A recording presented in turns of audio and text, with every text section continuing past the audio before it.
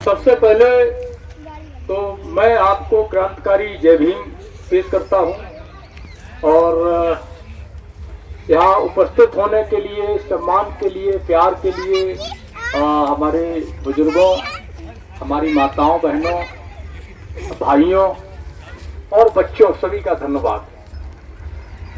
साथियों, जैसा कि सबने कहा कि 1.5 साल करीब हो गया है, यहाँ लिखा भी है 25 अगस्त 2022 से हम लोग बिहार से इसकी शुरुआत किए थे और इसलिए हम लोग निकले हुए हैं ताकि हमारे बहुजन समाज में जो अधिकारों को लेकर के अज्ञानता है उसको दूर किया जा सके, जो बहुजन समाज में दूरियां हैं उनको कम किया जा सके, जो भेदभाव है उनको कम किया जा सके। ये एक प्रयास है जो हम लोगों की तरफ से हम लोग कर रहे हैं।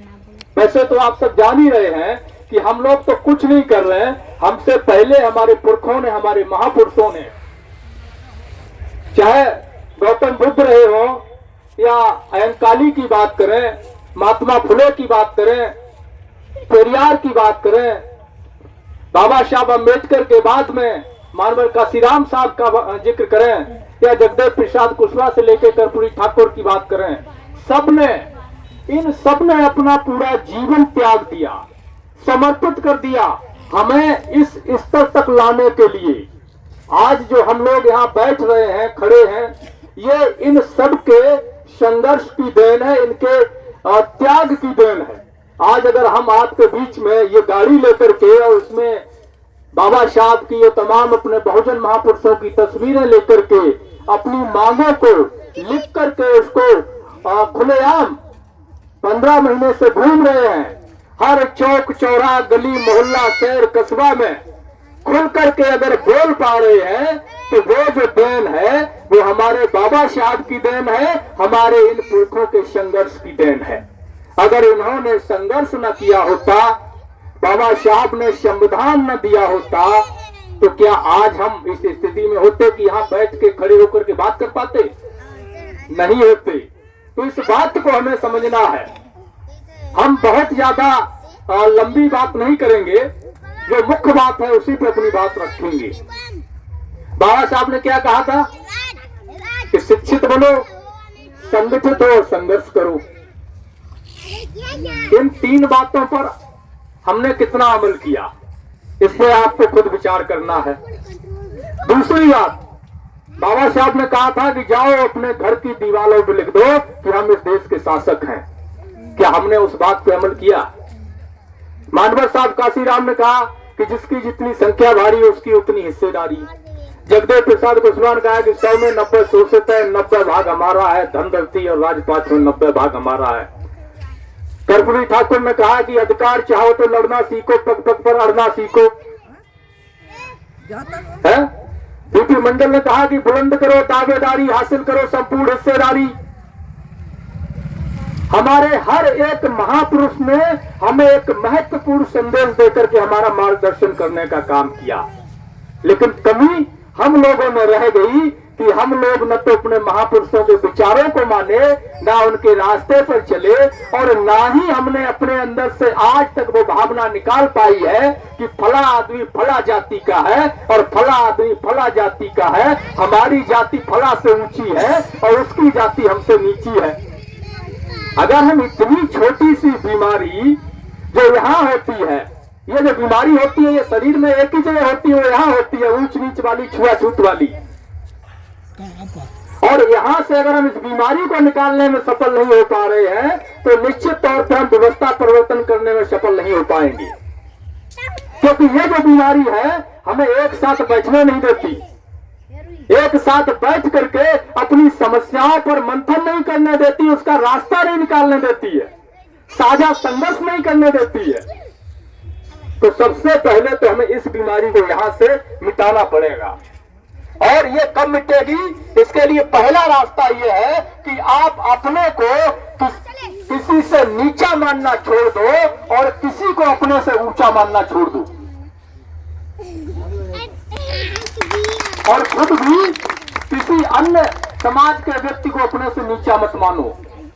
तो जिस दिन हम ये कर लेंगे हमें कोई तकलीफ नहीं होती है। पूरे भारत में हम कभी नहीं पूछते हैं, हम जहां भी जाते हैं किसी भी गांव में तो एक बात जरूर पूछते हैं। तो ये पूछते हैं गांव के बाहर ही, जैसे यहाँ तो सर मिल गए और तमाम साथी मिलते हैं, जहाँ नहीं मिलते ऐसी भी जगह आती हैं जहाँ हमारे सहयोगी साथी नहीं मिल पाते हैं, नई जगह होती है, तो हम वहां सिर्फ एक बात पूछते हैं। किसी भी बच्चे से पूछ लेते हैं, गांव के बाहर कोई मिल गया, बुजुर्ग मिल गया, उससे खड़े होकर के पूछ लेते हैं अब वादन करने के बाद में कि साहब ये बताओ इस गांव में ओबीसी एसटी के लोग हैं क्या, एसटी के लोग हैं क्या? उसने कह दिया कि हाँ ओबीसी एसटी के लोग रहते हैं, तो हमें जाति जानने की आवश्यकता नहीं होती। हम जाति नहीं पूछते हैं कि किस जाति के लोग हैं, हम सिर्फ एक ही बात पूछते हैं कि भाई ओबीसी, क्योंकि बहुजन की बात जब करते हैं तो हर जगह लोग नहीं समझ पाते हैं इसको, इतने अवेयर अपने लोग नहीं है, लेकिन पिछड़ा है, एसटी है, एसटी है, ओबीसी है, इतना तो समझने लगे हैं। तो ये सवाल हम केवल पूछते हैं, हमें जवाब मिल जाता है हमारे मुताबिक, तो हम उस गांव में चले जाते हैं, अपनी बात रखते हैं। अगर भूख लगी होती है तो मांग भी लेते हैं, भैया अगर खाना खिला सको तो खिला दो।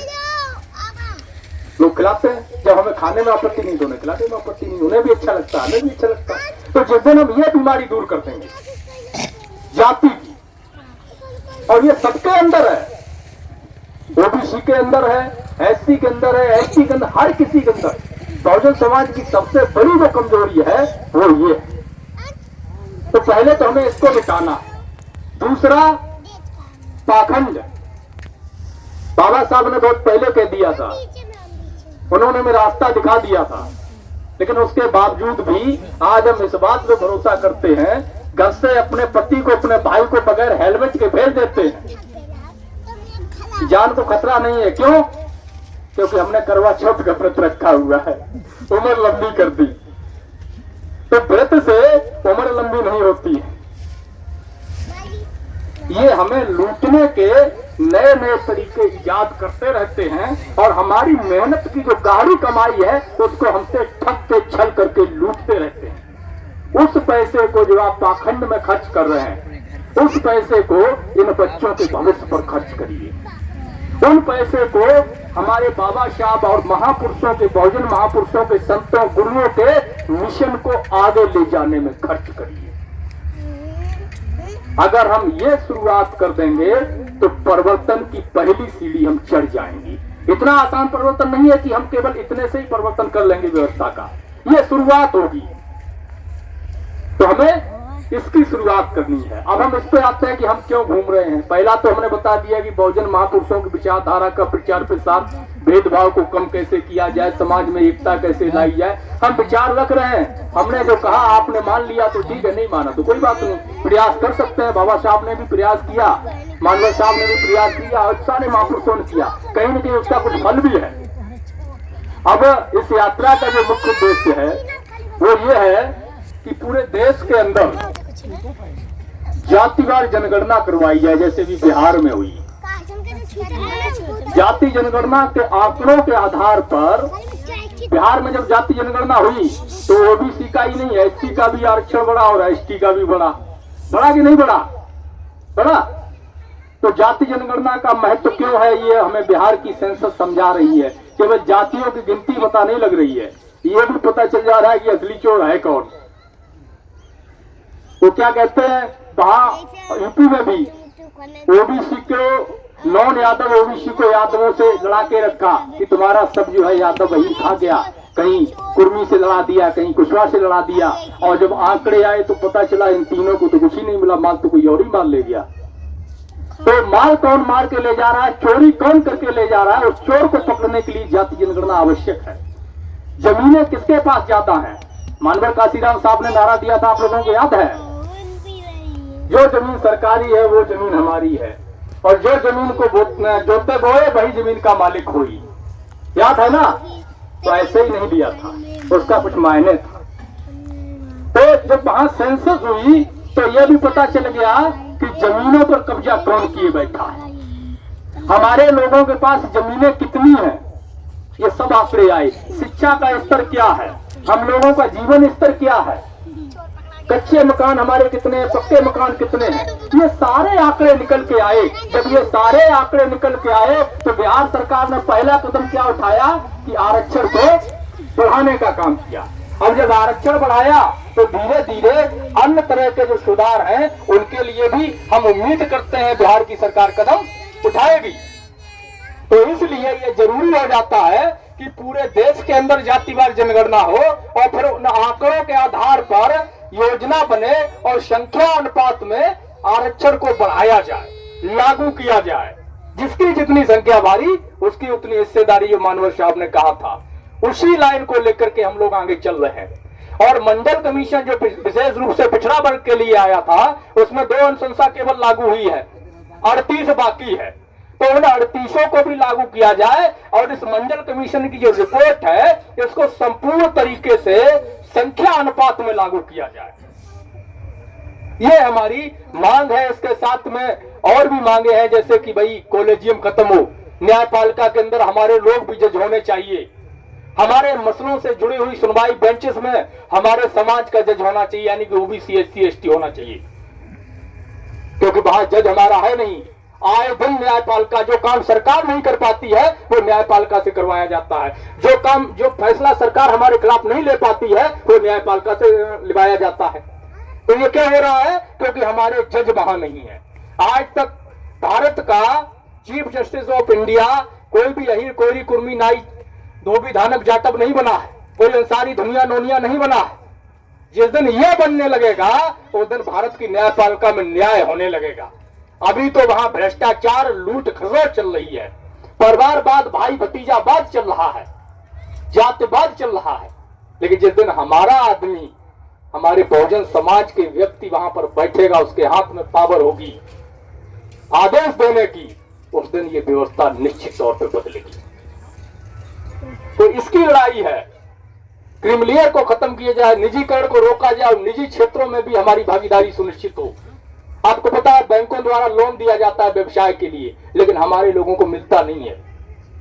हर बैंक का अलग कोटा होता है कि आपको, जैसे मान लीजिए एसबीआई को 1 करोड़ दिया कि आपको साल में 1 करोड़ बिजनेस के लिए बांटना है, जो बिजनेस करेगा उनको। बड़ौदा वाले को 50 लाख दे दिया, इंडिया वाले को जो है 70 लाख दे दिया। तो ये क्या करते हैं, इनके जो अधिकारी होते हैं, मैनेजर से लेकर ऊपर वाले जितने होते हैं, जाति विशेष के होते हैं, ठीक है, तो हमारी फाइल सब कुछ कंडीशन फुलफिल करने के बाद भी रिजेक्ट कर देते हैं और अपने लोगों की जो 1000 कमियों के बावजूद भी बगैर छानबीन के पैसा उठा करके दे देते हैं। तो उनके लोग वहां से मदद लेकर बिजनेस करके आगे बढ़ जाते हैं और हमारा हुनरमंद बच्चा भी, समाज का भाई बहन भी पैसे के अभाव में, बेरोजगारी से दर दर भटकता है। इधर उधर जो है कहीं 200 रुपए में, कहीं 500 रुपए में, कहीं 100 रुपए में रोटी कमाने के लिए कहीं दिल्ली, कहीं किसी के खेत में, कहीं इस तरह के काम करने को मजबूर होता है। तो उस पैसे पे हमारा हक है, 90% हिस्सा वहां हमारा है। तो वो हम बहुजन समाज के लिए 90% उस व्यवसायिक लोन में कोटा हो, ताकि हमारे, क्योंकि नौकरियां तो 1-1.5% बची हैं, उससे तो हमारा भला नहीं होगा। निजीकरण में रिजर्वेशन लागू करने की मांग इसीलिए है। व्यवसायिक लोन में जब हमें कोटा मिलेगा तो कुछ हमारे भाई बहन नौकरी में जाएंगे, कुछ हमारे भाई बहन बिजनेस करेंगे, तब जाके हमारा समाज आगे बढ़ेगा। तो इस सब की ये लड़ाई है और इसको लेकर के हमारा जो समापन है वो 17 फरवरी 2024 को है। और 17 फरवरी 2024 को ये अयोध्या फैजाबाद रोड लखनऊ पर हम लोग स्थायी धरने पर बैठेंगे।